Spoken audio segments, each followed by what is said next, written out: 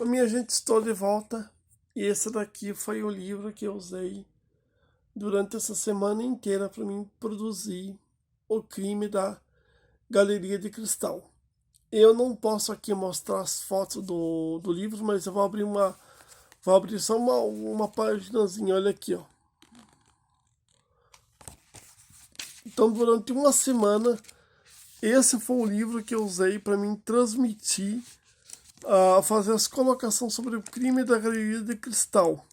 É um livro até muito interessante, até, diga-se de passagem. Eu li, não terminei de ler todo não. Olha aqui a foto aqui, ó. Olha aqui, ó. Eu não terminei de ler tudo. E esse livro, detalhe interessante, quem assina é Boris Fausto, um jornalista investigativo. E ele colheu essas informações e fez esse livro na Biblioteca de São Paulo, colhendo informação sobre crimes antigos que aconteciam em São Paulo naquela época. Esse livro é de 2019, eu li na Veja, por isso que quando eu decidi escolher esse livro, eu escolhi um livro bem interessante. E olha aqui, ó. E, minha gente, esse livro aqui, o legal desse livro é que você consegue navegar por um país desconhecido no século XX, em que naquela época o assassinato eles cobriam muito bem em questão da imprensa. Por quê? Porque a imprensa naquela época lá não é que nem hoje. A imprensa de hoje ela é da muito mais organizada daquela época. Por quê? A imprensa para cobrir um julgamento, quando ia cobrir um julgamento, geralmente o assassinato era de grande repercussão. E naquela época tudo valia, tudo valia. Então vamos supor, furo da reportagem valia gente no fórum, valia. Hoje não.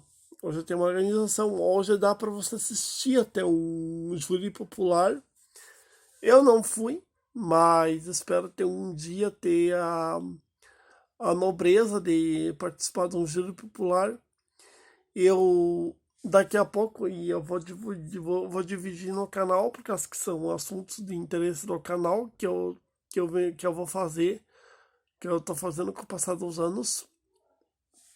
Eu vou pegar e eu vou visitar o laboratório Florence da UNESC, da, laboratório Florence, não, anatomia. O que que é anatomia? A Elise, quando foi matar o marido em 2012, ela fazia curso de enfermagem, ela era enfermeira, curso de enfermagem enfermeira. E ela sabia dar certinho até os taios. Quando eu falo os taios, é cortar o corpo humano. Então ela deixou por secar por 10 horas. O prédio não tinha nenhuma mancha de sangue, nada, nada, nada. E aquela época, quando ela foi dar os cortes, ela deu os cortes certinho. Porque imagine que tem uma parte do corpo, acho que não sei que parte que é só osso. E ela, uma mulher franzina e magrinha, ela conseguiu literalmente esquartejar bem, porque um amador, se eu fosse fazer um crime desse daí, um amador, simplesmente ela não sabia deixar o sangue coagular. Fica sangue coagular. Lembre-se que quando uma pessoa fica por 10 horas imóvel, caída, desmaiada, o sangue ele não coagula, ele para. E ela tinha que ver esse detalhe porque o sangue coagulasse. Por quê? Porque lembre-se que a cada corte, geralmente, ele realmente, vamos supor, ele realmente, quando fosse de ver em questão dos cortes, ele tinha que saber qual que é os cortes que ela ia usar para fato de ter que pegar e de ter que fazer as colocação, fazer os cortes certo, porque afinal ele não iria nem se preocupar em questão até do. Ela não iria nem se preocupar com a questão do crime que ela cometeu, que ela estava preocupado era em dar os cortes certos, porque ela não queria que aparecesse sangue. Só que, ó, o que aconteceu, e o Chico Picadinho, naquela época, em 1960, ele não deixou o corpo das vítimas, o sangue coagular. E aquela época, quando eu falo sobre assassinato no século XX, em 1960, de 60, 70, 80, por aí, 90, na verdade, o Chico Picadinho ele foi condenado a quase que pro resto da vida na cadeia, porque lembre-se que daí quando, acho que a mãe dele já é morta já, Nancy, ele matou, ele passou por várias, acho que passou por Carandiru e agora tá num manicômio de Taubaté.